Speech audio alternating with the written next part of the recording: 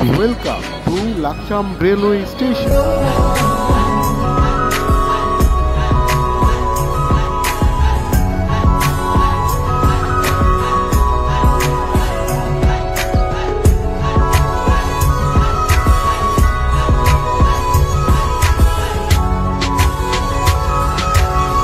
Railway station বাংলাদেশের অন্যতম গুরুত্বপূর্ণ রেলওয়ে সংযোগ কেন্দ্র। এটি কুমিল্লা জেলার লাকসাম উপজেলা এলাকায় অবস্থিত। তবে চট্টগ্রামী রেলপথের জন্য এটি একটি কেন্দ্রীয় স্থান হিসেবে খুবই পরিচিত। এই রেলওয়ে স্টেশনটি প্রতিষ্ঠিত হয় আনুমানিক 1890 থেকে 1900 সালের মধ্যে। এই লাকসাম রেলওয়ে স্টেশনটিকে দেশের অন্যতম প্রধান রেলওয়ে স্টেশন বললেও ভুল হবে।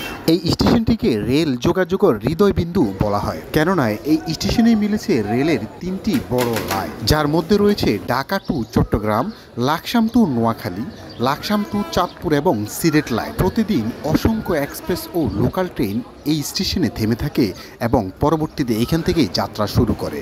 এই স্টেশনের মাধ্যমে আপনি সারা বাংলাদেশের যে কোনো জায়গায় অতি সহজেই রেলওয়ের মাধ্যমে আপনি ভ্রমণ করতে পারেন। ব্রিটিশ শাসন আমলে রেল যোগাযোগ গড়ে তোলার সময় লাকসামকে একটি কৌশলগত কেন্দ্র হিসেবে নির্বাচন করা হয়েছিল।